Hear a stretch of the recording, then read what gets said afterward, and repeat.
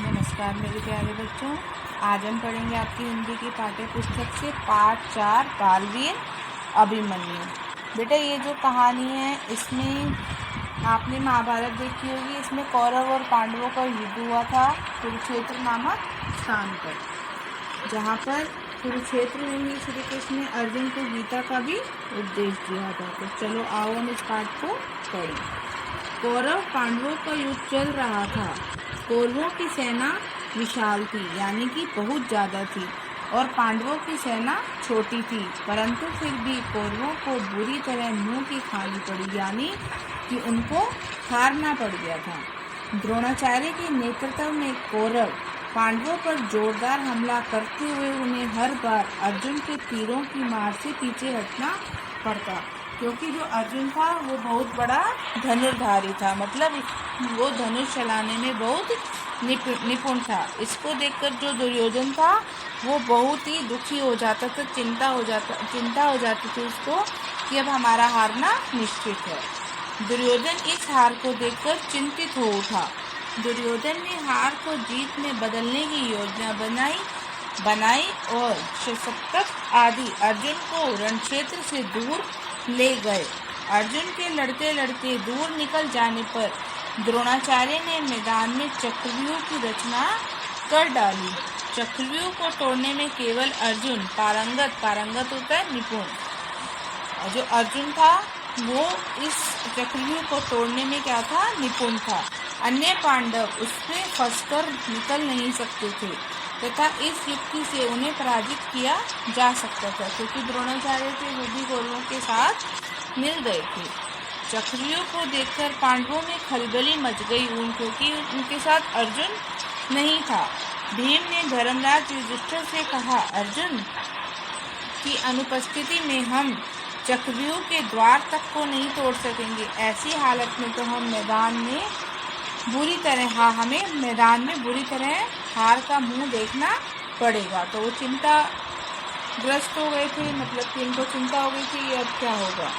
पांडव गहरी चिंता में डूबे हुए थे। अर्जुन का पुत्र अभिमन्यु कौन था? अर्जुन का पुत्र भी वहीं बैठा उनकी बातें सुन रहा था। वह बोल उठा, मेरे होते हुए आप चिंता न करें, मैं अकेला ही चक्रव्यूह में घुसकर उनके टुकड़े टुकड़े कर डालूंगा। तुम बालक हो बेटा, तुम भला इस चक्रव्यूह का रहस्य कैसे जान सकते हो? किसने बोला? युधिष्ठिर ने बोला कि तुम अभी बच्चे हो, छोटे हो, तुम इसका रहस्य नहीं जान सकते।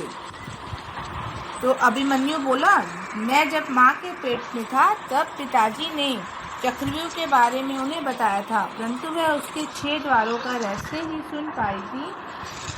7वें द्वार के बारे में पिताजी बता रहे थे कि उन्हें नींद आ गई थी, अतः 6 द्वारों के बारे में तो मैं भी अच्छी तरह जानता हूँ, पर 7वें को तोड़कर बाहर निकलना नहीं आता। अभिमन्यु ने कहा, पर बेटा तुम अभी बच्चे हो, हम तुम्हें इस खतरे के लिए आगे कैसे कर सकते हैं? युधिष्ठिर ने कहा, मैं बच्चा हूँ तो क्या हुआ? अभिमन्यु दृढ़ता मतलब निश्चय करके बोला, हमारी हार हो, हम इस चाल में फंसकर मारे जाएं, यह कैसे हो सकता है? आखिर मैं आपका बेटा हूँ, दुश्मन की ललकार को कैसे सहन कर सकता हूँ? भीम ने कहा, चलो 7वां द्वार मैं अपनी गदा से तोड़ दूंगा, क्योंकि जो भीम था वो भी बहुत ही बलशाली था। इस वीर बालक को भी अपने हाथ दिखाने का मौका दो। 15 वर्षीय बालक अभिमन्यु अस्त्र शस्त्रों से लेस होकर रथ पर सवार हुआ और लड़ाई के मैदान की ओर बढ़ चला। भीम, नकुल तथा अन्य पांडव भी उसके साथ थे। चक्रव्यूह के प्रथम द्वार पर जयद्रथ का पहरा था। उसने अभिमन्यु को रोकना चाहा। कौरवों ने उस पर चारों ओर से अस्त्र शस्त्रों की बौछार कर दी, यानी कि उन पर तीर छोड़ दिए, परंतु अभिमन्यु निर्भीकता पूर्वक यानी कि बिना किसी डर के व्यूह के मुख्य द्वार पर बाणों की बौछार करता हुआ अंदर जा घुसा।